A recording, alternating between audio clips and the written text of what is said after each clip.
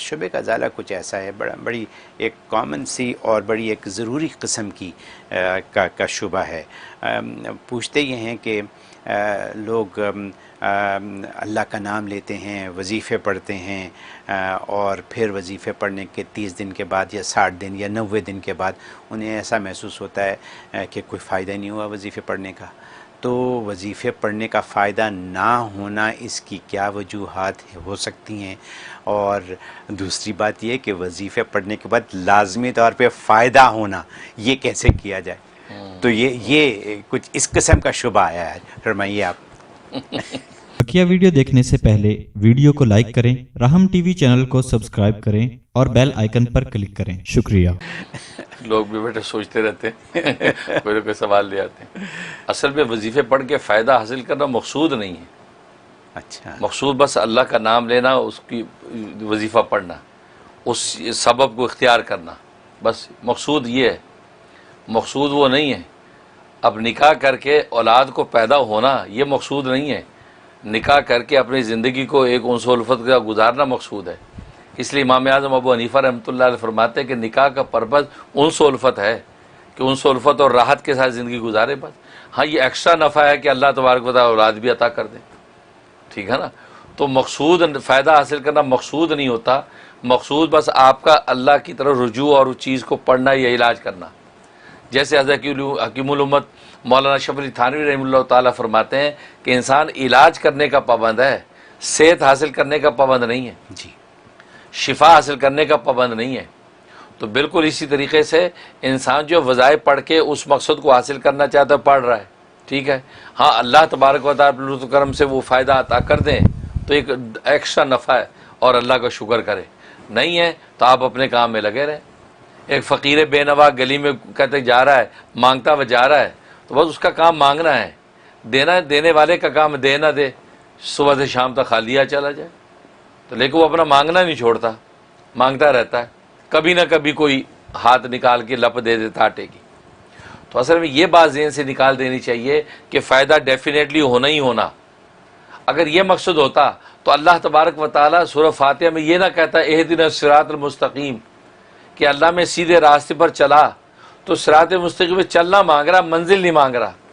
یہ نہیں مانگ رہا یا اللہ ہمیں منزل تک پہنچا، یہ نہیں مانگا، حالانکہ منزل مانگنی، لیکن راستہ مانگا ہے، راستہ مانگا تو بندے کا کام سیدھے راستے پہ چلنا ہے بس۔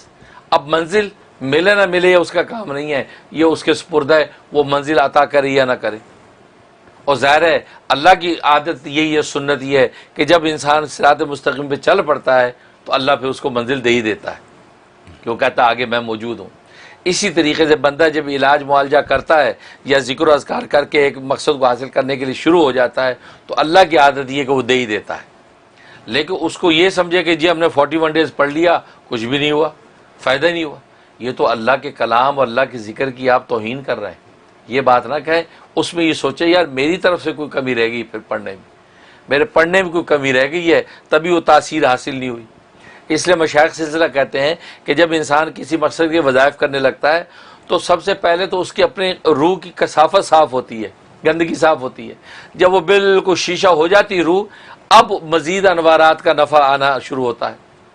ہماری روح اتنی گندی ہے کہ جب ہم پڑھنا شروع کرتے تو سب سے پہلے تو محل کچیل صاف ہو رہا ہے، 41 ڈیز اسی میں لگ گئے، اب اگلے 41 ڈیز میں جا کے اب انوارات آئیں گے۔ تو لہٰذا بات وہی ہے، اور جتنی میلی روح ہوگی اسی حساب سے ٹائم لگے گا۔ اب کپڑا میلا ہے، زیادہ میلا تو زیادہ صابن گھس رہے ہیں، زیادہ اس کے اندر سرف لگا رہے ہیں تو ٹائم لگا، اس کے بعد اب وہ چمک گیا، اب آپ اس کو نیل کے اندر جو ہے وائٹ کپڑے کو نیل کے اندر اس کو چمکا رہے ہیں، پھر اس کو خوشبو چھڑکتے ہیں۔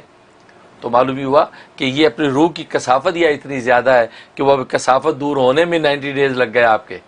اب مزید اگر کریں گے اب آگے انوارات اللہ عطا کریں گے، کیونکہ اللہ کی سنت ہے کہ اللہ نے کہہ دیا اللہ صلی الانسان الا ما سعى، ہے کہ جو آدمی وہی ملتا ہے جو کوشش کرتا ہے۔ تو کوشش کرنا بندے کا کام ہے، منزل عطا کرنا اللہ کا کام ہے، وہ عطا کرتا ہے، ٹھیک ہے نا۔ تو ایک یہ بات۔ دوسری بات یہ کہ بسا اوقات پڑھنے میں اعتقاد کے اندر جو قوت نہیں ہوتی، کیونکہ ایک بات یاد رکھیں، یہ عملیات کی جو دنیا ہے، وظائف کی دنیا میں آپ کا اعتقاد بہت سٹرونگ ہونا چاہیے کہ میں یار رضا کو پڑھ رہا ہوں، بس مجھے رزق ملنا ہی ملنا ہے، مجھے اللہ نے روزی دینی ہی دینی ہے۔ اس کانفیڈنس کے ساتھ پڑھیں.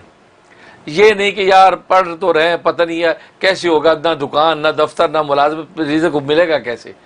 اب یہ آپ اپنا کانفیڈنس لوز کر کے پڑھیں تو اللہ کی سنتیں پھر نہیں دیتا, کیونکہ اللہ نے یہ کہا ہے, یہ حدیث قدسی ہے, انا عند ظنی عبدی بھی, کہ بندہ میرے بارے میں جیسا گمان کرتا میں ویسا ہی ہوں. اگر وہ گمان کرتا ہے کہ نہیں یار رضا کو پڑھنے سے مجھے ملے گی ہے نوکری, تو اللہ کہتے ہیں دیکھو اس نے میرے بارے میں یہ گمان رکھا ہے, اس کو اب نوکری دوں گا ہی دوں گا.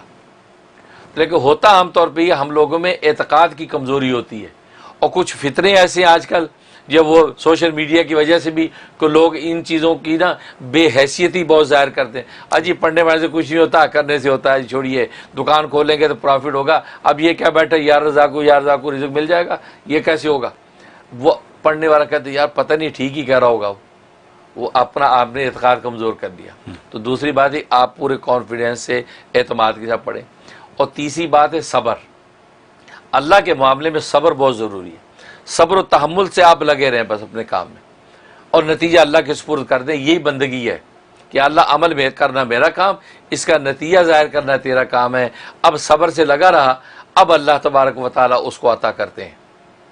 اور تیسری بات یہ کہ حدیث میں آتا ہے کہ دنیا میں جس کی دعا قبول نہیں ہوئی تو اللہ تبارک و تعالیٰ آخرت میں اس کا ایسا بدل عطا فرمائیں گے کہ وہ وہاں وہ بدل دیکھ کے کہے گا یا اللہ کاش دنیا میں میری ایک بھی دعا قبول نہ ہوتی, سارا مجھے یہاں ملتا.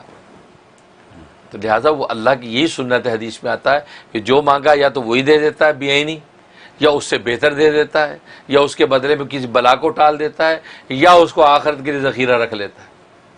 تو اگر زندگی بھر آپ مانگتے رہے کچھ نہیں ملا, سمجھو آخرت میں ذخیرہ رکھ لیا انشاءاللہ, اور وہیں پہ آپ کو اتنا ملے گا کہ آپ تمنا کریں گے کہ دنیا میں کچھ بھی نہ ملتا, سارا یہی ملتا. تو اس لیے اللہ تبارک و تعالیٰ کے اپنے رنگ ہیں, کیونکہ اور وہ اللہ ہر شان میں الگ رنگ سے آتا ہے, لہٰذا ان رنگوں کو پہچاننے کی ضرورت ہے. اسی کو تو معرفت کہتے ہیں. اب ایک اللہ کا عارف کیوں پریشان نہیں ہوتا, اس کو پتہ ہے ابھی جو بھوکا اس نے رکھا ہے یہ اس کی ایک شان کا رنگ ظاہر ہو رہا ہے, اب جو عطا کر دیا اس کی دوسری شان کا رنگ ظاہر ہوا.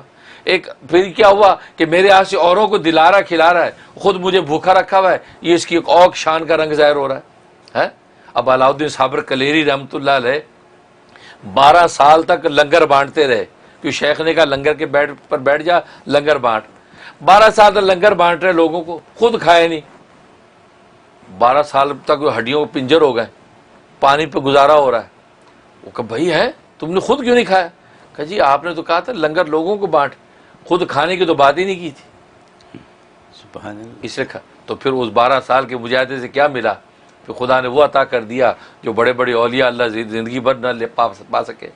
پھر وہ علاؤدین صابر کلیری بنا کہ اس کے فیضان کا کیا عالم, اس کی کرامات کہاں پہنچی کہ خود پیر و مرشد جو ہے بابا فرید گنج شکر رحمۃ اللہ علیہ وہ رشک کر رہے تھے کہ علاؤدین کہاں سے کہاں پہنچا, اور رشتے میں بھانجے ہیں آپ کے وہ. تو کہنے کا مقصد یہ ہوتا ہے. تو وہ بس یہ اللہ کی شان کا رنگ تھا کہ آپ کے ہاتھ سے دوسروں کے پیٹ بھر رہے, خود فاقے پہ. اب نبی کی دعاؤں سے دنیا نہال ہو رہی ہے. آج عرب دنیا کہاں پہنچی ہوئی ہے, خود رسول اللہ صلی اللہ علیہ وسلم پیٹ پہ پتھر باندھے فاقے سے گزر گئے. تو یہ خدا کی شانیں ہیں. تو الگ الگ شانیں ظاہر ہوتی. عارف کہتے اسی کو ہیں, ان شانوں کے ہر رنگ کو پہچانتا ہے.